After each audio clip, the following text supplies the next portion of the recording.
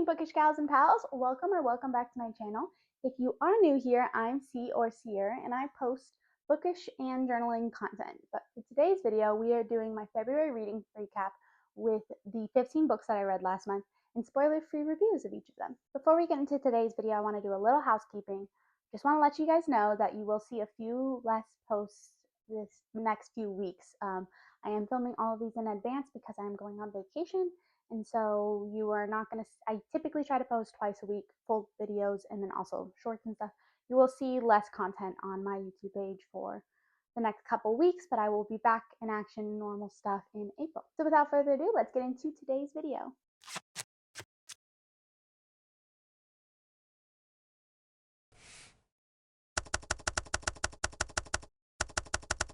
I read 15 books in February, which I feel like is a really good job because February is such a short month, and I really only expected to get to like 10. I typically read a book in 2 to 3 days, but I don't usually read much on the weekend, so I expect that it'll be a little bit less. So I expected to like 10, and I got to 15, which I'm really happy about. So let's talk about each of those books and what I thought of them. If you are interested in longer reviews, I do post full reviews on my Storygraph and Goodreads.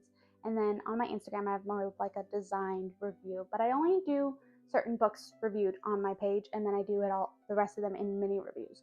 So what I'm saying is you have options if you want to go see some longer ones after hearing about it. And of course, if you want to see more bookish reading recaps like this, like and subscribe because I post my reading recap every month and obviously other content as well. Okay, so the first book I read in February was Dawn of the Firebird by Sarah Mugel-Reina, and this was a 3.25 rating. This book reminded me a lot of The Poppy War, which I just read in January, because it also contains wartime, academia, and a main character who is struggling with morality during wartime and straddling the line between being good or bad. And I think that's very interesting. It was a really well-written book, and I honestly liked it better than The Poppy War, but these are not the types of books that are meant to be enjoyed. They kind of face the harsh realities of war. I feel like this one does have a few moments that breaks up that tension, but what I want to say is like it looks like a low rating, but I honestly would praise both of these books really highly. It's just not the type of books that you enjoy, therefore my rating reflects that a little bit more. My second read of February was Sibling by Melissa De La Cruz, and this was a 3.5 star. I received this arc from a friend, and I didn't really know what to think about it at first, but it has secret societies, academia, and a proper love triangle. This book was easy to consume, and it felt more like a light read. It didn't really have it had the secret society within the system that is obviously not going its best, but I felt like there wasn't as much depth to it, so it made it a really light read for me. I would have liked to see a little bit more going on there. And then also it's advertised as YA, but there's quite a bit of like lust and smut that made me uncomfortable with those titles there. But either way, it wasn't like a bad read, it was just okay. Next up was The Author Stuck List by Becca Sim, and this was a 5-star read for me. So this one was a nonfiction like help book about getting unstuck when you are writing, and I think this is a really helpful one. It has a lot of exercises in it, and I also feel like she breaks down why certain things don't work for every author, because I feel like a lot of us, if you are a writer, you might understand, but a lot of people get stuck into what the most popular authors or the best-selling authors say that they do, and you feel frustrated with yourself because it's not working. But you have to apply the things that do work to you because you have a different system, a different way of doing things. So she breaks down why those ones don't work for you, so you feel less guilty about it, and then breaks into why certain things might help you. So I think it's a really good like breakdown of the mind, and also just expanding what you thought was possible for you. So I think it's really good. I would highly recommend it to other writers out there, and it definitely made me feel unstuck. Next up was This Safe Darkness by Alexis Marigold, and I gave that a 4-star rating. Another arc, this one blends together fantasy and dystopia in a debut novel with a 30-year-old disabled female main character in an oppressive society. The dystopia features of this really shine through. It has a lot of that tension that really helped pull me through this novel, so it was a very interesting, I was very intrigued throughout. I also really admired the disability representation here because it never felt like her sole personality trait. We had so much depth and she was a well-rounded character that I felt like it was a more accurate representation of the disability. Overall, I really like this read. I think I would recommend it, and I am looking forward to seeing where the series goes. Next were my two mangas of the month. First, Bride of the Death God, Volume 1. This one, I didn't feel like I got too much out of it. Usually, the first volume does take me, like, it doesn't feel like enough to judge based off of. I don't know that I got enough from this to know for sure if I'm going to like the series, but I am interested based off of this to read more. There was a fighting scene which I didn't expect because it was like near the end and there was no fighting so far. But I found that I didn't dislike that. Usually when there's fighting in manga, I tend to get a little bored by it. I don't like actiony mangas. So I was weary, but I did end up liking this one a lot. I think it's interesting. I will continue, but I don't know if I would recommend yet until I know more. And then the second one that I read was Tune Into the Midnight Heart, Volume 1. Both of these I got from my library, by the way. And I really like this one. I thought it was really interesting. If you've ever watched or read the Quintessential Quintuplets, it kind of reminds me of that. We have our main character who fell in love with this girl from her podcast, and he doesn't know which one it is. So he kind of sleuth and try to get into the school that he thought she was going to because they lived in the same area. And so he went to the same school. However, when he joins the podcast club, there are 5 girls there that all sound like the girl from the podcast. So he doesn't know which one it is. So it has that mystery element that keeps you hooked into trying to figure out who this Apollo is. Apollo's from the podcast. Besides the point of all that mystery, it is a cute slice of life. I'm really interested in seeing where this goes. Me and my fiance both read this manga, and we're going to keep reading the rest of the volumes, but we also started the anime because that's over on Crunchyroll as well, because I kind of just did not want to wait to get the rest of these because I don't think my library has them yet. Mangas are very easy and light reads to help break up some of my longer reads. And so I had a lot of fun reading these ones. Like I said, I don't know if I would recommend the first one, but I do know that I would recommend Tune Into the Midnight Heart already.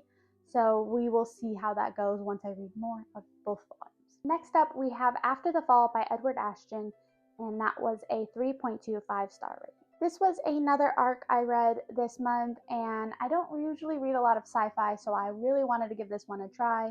And I thought it was a very unique plot line. However, I didn't feel very emotionally connected to the story or the characters themselves. I think the world building is really well done in a way that both makes you think and has that satirical humor to it.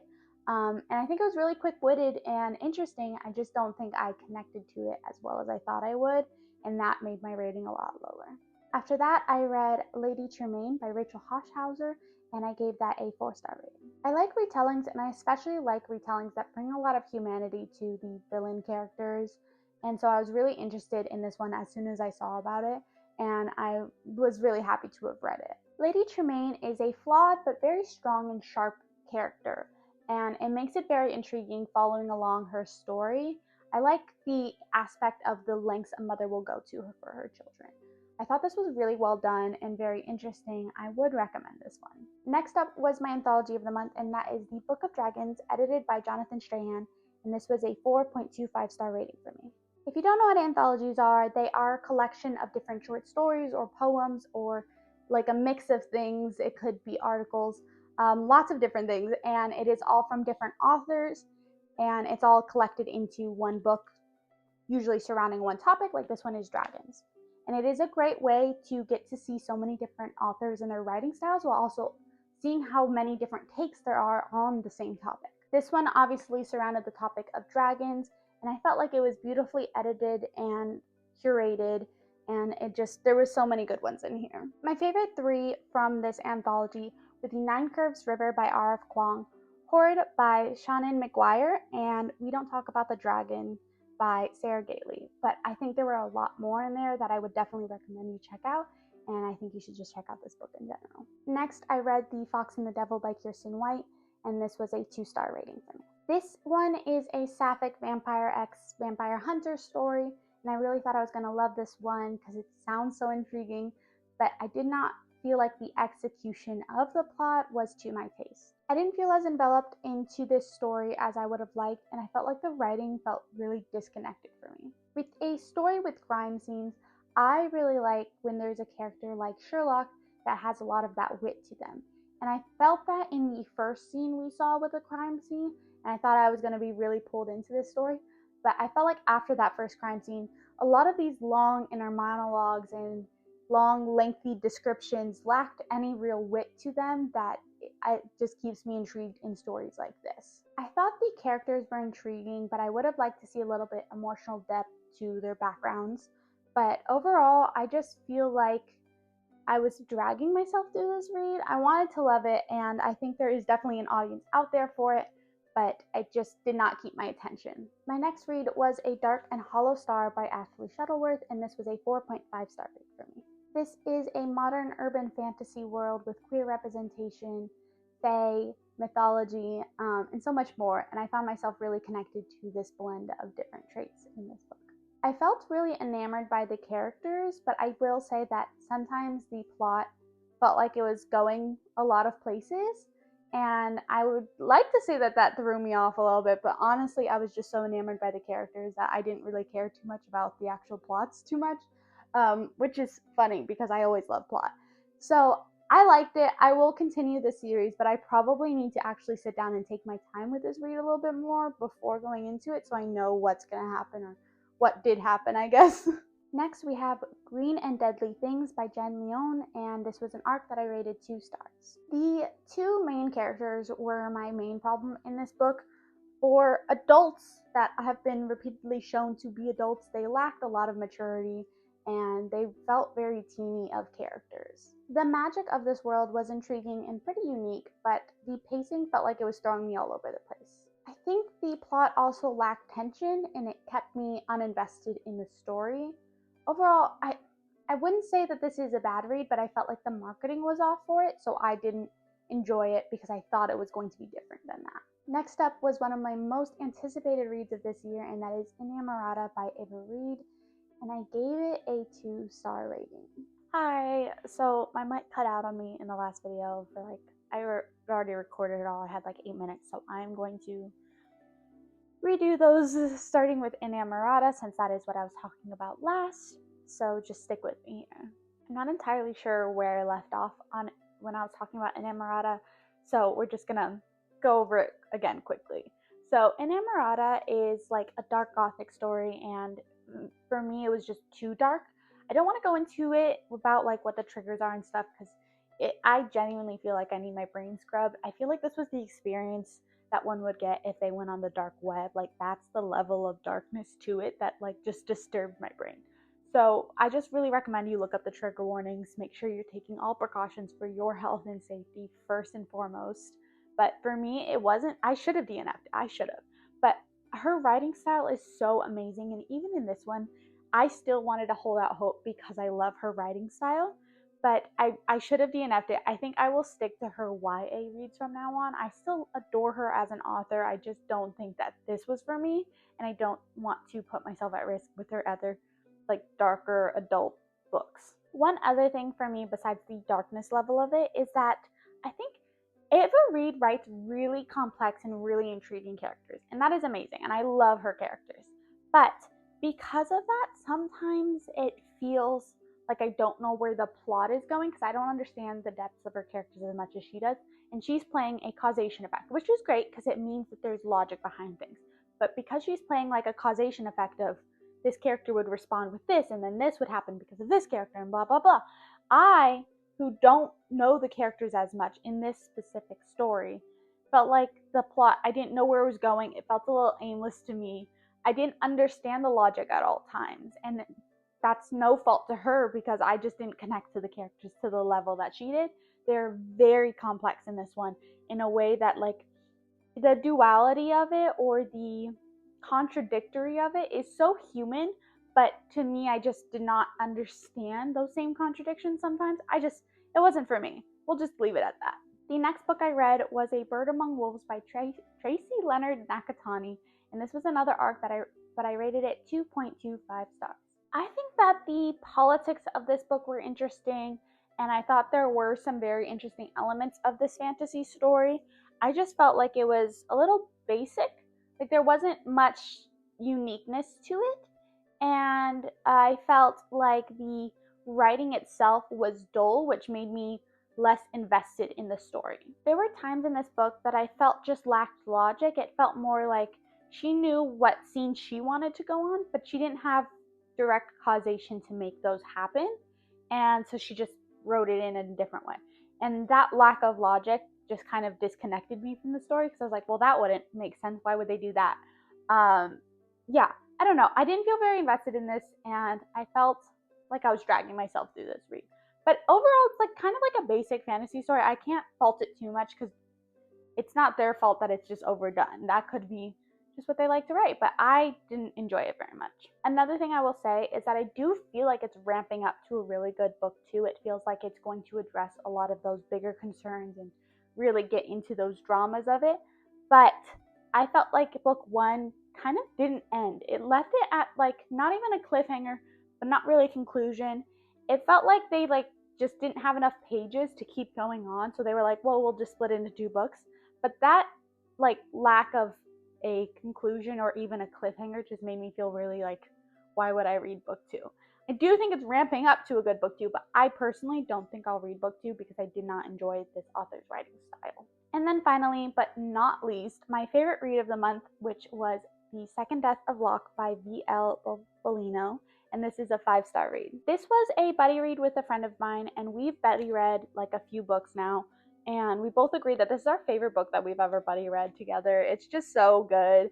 Honestly, I don't feel like I've been this enthused about a book since Throne of Glass series. So I was like really happy. Even like after the first chapter, I was like, oh, I need to read this. I'm so excited for this. And this was a recommendation by one of my friends, and then I brought it to my other friend to buddy read with because whatever. The characters are amazing and complex. Sometimes I think with romances, I think my biggest problem with romances is that sometimes the male main character ends up lacking a lot of uniqueness or like personality. I feel like a lot of main male characters in romances or any of that, they end up kind of being completely involved in their partner, and there's nothing else to them besides their protectiveness and love and jealousy and blah blah blah. I feel like both Gray, which is our female main character, and her partner, which is Kier, I think they were both really, really well done characters, and I think that they were very intriguing. I liked Gray the most, of course. She is the type of person who sacrifices and endures a lot, but she still constantly thinks of other people, and that just made me like, I don't know, I really adored her. I have so much loyalty to her as a character, and I wish she was a real person. I'm not an overly emotional person when it comes to books, but I will say I have teared up a few times reading this book, and I think the last time I've actually, well, probably one of the only times I've ever cried during a book was The Assassin's Blade, but I felt the tears like pooling in my eyes. I didn't cry, but I did feel myself about to cry. So I thought this was amazing, and the writing style is very eloquent and beautiful in a way that like I always like when the writing has a little bit of poetry to it or elegance to it. And this one definitely has that. It was so beautifully done. I cannot wait for more from this author. I'm so excited to see more of this, and I really like that this is a standalone within a series because while I do want to see more of this world, I'm just happy that these main characters from this one get to have their rest and their peace because they went through a lot. And you can see I annotated throughout it because it's just so beautiful. And I even made like a little note on what each color means in here. Anyways, all I'm saying is this was a beautiful conclusion to their story, and I thought it was really, really well done. This was a 5-star read for me, maybe 5 plus, depending on if you accept those sort of things. But it was so good, and I highly recommend it. Go read it. And those were all of my reads this month.